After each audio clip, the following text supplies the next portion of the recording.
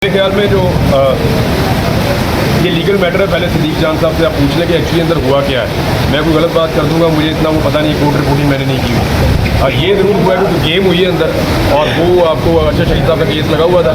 उसी केस के लिए मैं स्पेशली यहाँ इस्लामाबाद आया, मैंने सदीक जान को बताया, और रात लेट नाइट हम पहुँचे थे, अभी सुबह यहाँ पे आए हैं, और यहाँ पे जो सिचुएशन है उससे वो जो अंदर हुआ वो सदीक जान आपको बता देते हैं।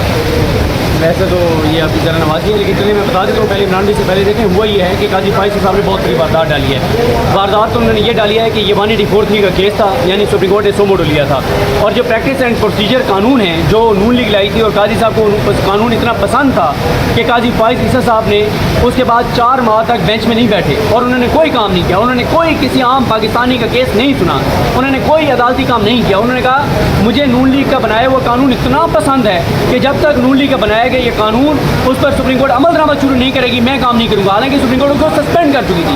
खैर, अब ये मामला 184(3) का था, 5 रुकनी बेंच सुन रहा था। बंदियाल साहब की सरबराही में याद वैसल साहब भी इसमें थे, मज़ार की अकबर नकवी साहब भी थे, उसमें मोहम्मद अली मदद साहब भी थे, उसमें जमाल खान मजोखेल साहब भी थे।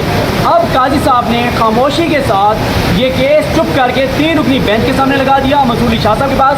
हालांकि ये बेंच काजी साहब इस बेंच के पास भेज ही नहीं सकते थे। ये 184(3) का मामला था। प्रैक्टिस एंड प्रोसीजर कानून के मुताबिक ये मामला कमेटी में जाना था, जिसमें काजी फाइज ईसा साहब हैं, मंसूर अली शाह साहब हैं और मुनीब अख्तर साहब हैं। लेकिन क्योंकि काजी साहब ऑलरेडी अक़लियत में आ चुके हैं और उसमें अक़लियत हो बैठे हैं, तो काजी साहब ने क्या किया है कि काजी साहब ने ये केस चुप करके लगाया है 3 रुकनी बेंच के सामने। और आज कमरे अदालत में बहुत बड़ा इंकशाफ किया मंसूर अली शाह साहब ने कि उनको पता ही नहीं है कि 184(3) का ये केस लग गया है। ये वाज़े तौर पर अब आप इसको वारदात कहिए, आप इसको शरारत कहिए, आप इसको साजिश कहिए, आप इसको मिसकंडक्ट कहिए, लफ्ज़ मुझे नहीं पता कि क्या हो सकता है, लेकिन बड़ी ज़्यादती किया काजी साहब ने।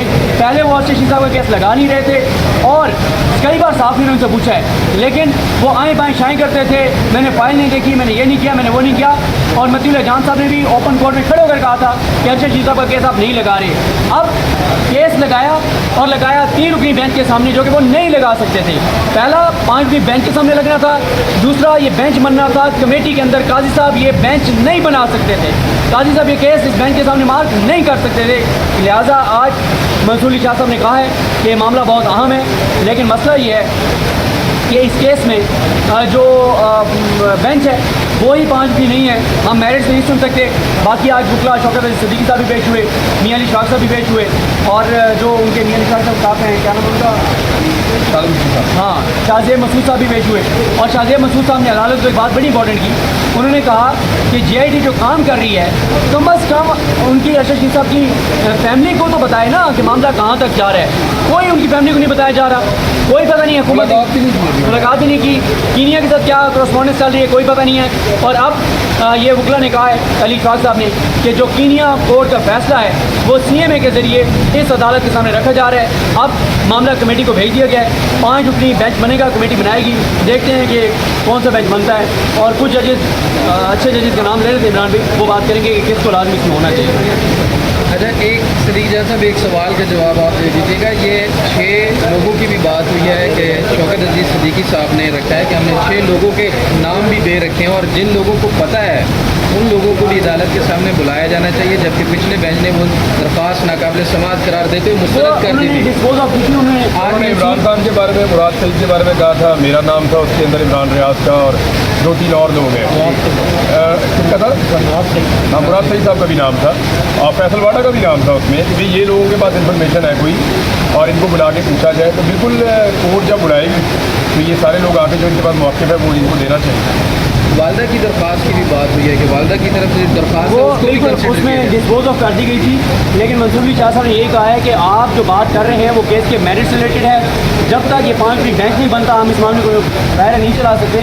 और अब ये मामला लगता ही है कि 11 सितंबर के बाद जाएगा, क्योंकि 11 सितंबर तक छुट्टियाँ हैं। हाँ, अगर ये आ जाते हैं पहले 2 जजेस, और ये कमेटी में जजेस ऐसे शामिल हो जाते हैं जो यहाँ पर इस्लामाबाद में मौजूद हैं, फिर होती थी समाअत, लेकिन लगता नहीं है कि 11 सितंबर से पहले समाअत होगी। लेकिन इसमें जो मुझे आज बात समझ आई है ना, मैं इसके अंदर मोटी बात आपको बताता हूँ क्योंकि आई एम आउटसाइडर है।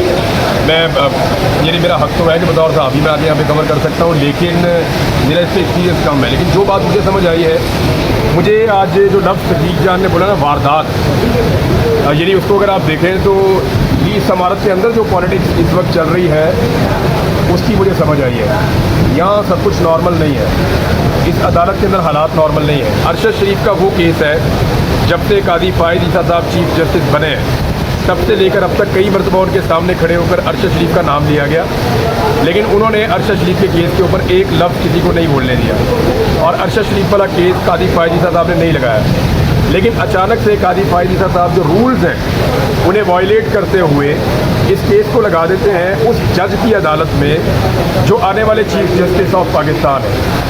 तो इसका मतलब ये है कि जिन वजूहात की बिना पर या जिन ताकतों की वजह से कादी फ़ाइज़ ईसा साहब अरशद शरीफ का केस नहीं लगा रहे थे, कादी फ़ाइज़ ईसा साहब चाहते हैं कि वो ताकतें और आने वाले चीफ जस्टिस आमने सामने आ जाएं। तो ये मुझे सारा पॉलिटिकल गेम टाइप का लगा। मुझे आज फील ही नहीं हुआ कि मैं सुप्रीम कोर्ट ऑफ पाकिस्तान में आया हूँ। मुझे ऐसा लगा कि एक पॉलिटिकल अखाड़ा है जहाँ पे एक जाने वाला कोशिश कर रहा है कि एक आने वाले को मैं ऐसा फंसाऊँ कि मेरे जाने के रास्ते बंद हो जाएं। तो ये जो एक गंदी चीज़ पाकिस्तान में एक्सटेंशन नाम की चलती रहती है, जिसकी वजह से इदारे पाकिस्तान के बर्बाद हो रहे हैं और एक दूसरे को धक्का देते हैं, एक दूसरे की टांग खींचते हैं, वही टांग खींचने का अमल आज मैंने सुप्रीम कोर्ट ऑफ पाकिस्तान में अनफॉर्चुनेटली देखा है। होना तो ये चाहिए था कि जैसे ये 5 रुपये बेंच सुन रहा था, ये मामला कमेटी में जाता, फिर 5 रुपये बेंच सुनता। जहाँ तक मामला है मेरा, जो हक़ाइक़ मेरे पास है वो अमानत है। अगर ये अदालत मुझे गारंटी देती है मेरे तहफ़्फ़ुज़ की, तो मैं जो हक़ाइक़ जानता हूँ वो मैं अदालत के सामने रखूँगा। और जो बाकी लोग हैं उनके साथ उनकी ज़िम्मेदारी है, वो गवाही कैसे देते हैं उसके बारे में मैं नहीं जानता। जो कुछ मैं जानता हूँ मैं इस अदालत के सामने रखने के लिए तैयार हूँ, लेकिन उसके लिए ये अदालत भी कुछ गारंटीज़ दे और वो हम ले लेंगे उस दिन इंशाल्लाह। एक बात इमरान भाई, आप अभी वहाँ से लेकर के आपने बात की थी कि इन अरशद शरीफ साहब के केस के हवाले से सबसे ज़्यादा जिनको पता है वो जजेस में से वो तरमिनल्ला साहब को पता है, क्योंकि मैं ये बात कर रहा हूँ क्योंकि देखिए जो अरशद शरीफ साहब हैं वो सबसे पहले, क्योंकि सिद्दीक जान ये हमारे साथ थे, सिद्दीक जान थे, समी इब्राहिम साहब थे, मुहित पीरज़ादा साहब थे, अरशद शरीफ साहब थे और साबिर शाकिर साहब थे और एक मैं। साबिर शाकिर साहब क्योंकि आउट ऑफ कंट्री थे, लेकिन वो इसके बावजूद इस केस का हिस्सा है। जब हम लोगों के ऊपर मुकदमा हुए ना तो हम इकट्ठे होकर गए थे इस्लामाबाद हाई कोर्ट में। इस्लामाबाद हाई कोर्ट में एक ऑर्डर भी मौजूद है कि इनको इस्लामाबाद की जुरिस्डिक्शन से या उसकी टेरिटरी से कोई गिरफ्तार नहीं करेगा, अदालत को आगाह करना पड़ेगा, लेकिन उसको वायलेट किया जाता है बार बार। इसी शहर से जो है वो समी इब्राहिम साहब को गायब भी कर दिया गया था, बार बार छापे भी पड़े लोगों के ऊपर। अरशद शरीफ को यही शहर जो है वो मजबूरी के आलम में, बेबसी के आलम में छोड़ना भी पड़ा था। तो हमारा केस सुन रहे थे मोहतरम चीफ जस्टिस जनाब अतर मिनुल्लाह साहब। तो क्योंकि अतर मिनुल्लाह साहब ऑलरेडी इस केस को जानते हैं, इन चीज़ों के बारे में उनके पास पूरा नॉलेज है और वो इसके साथ इन्वॉल्व रहे हैं, तो जब कमेटी में ये मामला जाता है तो मेरी तरफ से ये बड़ी हम्बल रिक्वेस्ट है जजेस को कि वो अतर मिनुल्लाह साहब के नाम पे इसलिए गौर करें क्योंकि वो इस सारे केस को और इसके बैकग्राउंड को बहुत अच्छी तरह जानते हैं और उन्होंने बहुत सारी पेशियाँ हमने उनकी अदालत में भुगती हैं और वो एक नतीजे तक पहुंचने में मदद करेंगे बाकी साथी जजेस की। तो ये एक मेरी दरख्वास्त है कि ये अगर सुप्रीम कोर्ट करे तो इससे इंसाफ मिलने में हमें तवक्को है कि जल्दी हो जाएगी। देखिए आज उनकी फैमिली उठ के आई, अरशद भाई की वाइफ यहाँ पे थी, उनका बच्चे यहाँ पे थे, उनके सारे जो कुलीग हैं पुराने वो यहाँ पे थे, बाकी सहाफ़ी यहाँ पे बहुत बड़ी तादाद में आए, तो वो सारे इंसाफ की तलाश में आए। तो आज पता चला कि 1 साल से ज़्यादा हो गया जिस केस को लगे हुए, जब वो लगा भी है तो वो गलत बेंच में लग गया है और अब दोबारा उसको लगाया जाएगा। और सिद्दीक जान कह रहे हैं कि अभी जल्दी लगने के चांसेस भी नहीं है, आज लगे या कल लगे, ये केस जब भी लगेगा इंसाफ तो होना है और हम इंसाफ के लिए दरवाज़ा, ये वाला दरवाज़ा हम तक कटाते रहेंगे जब तक ये खुलेगा नहीं।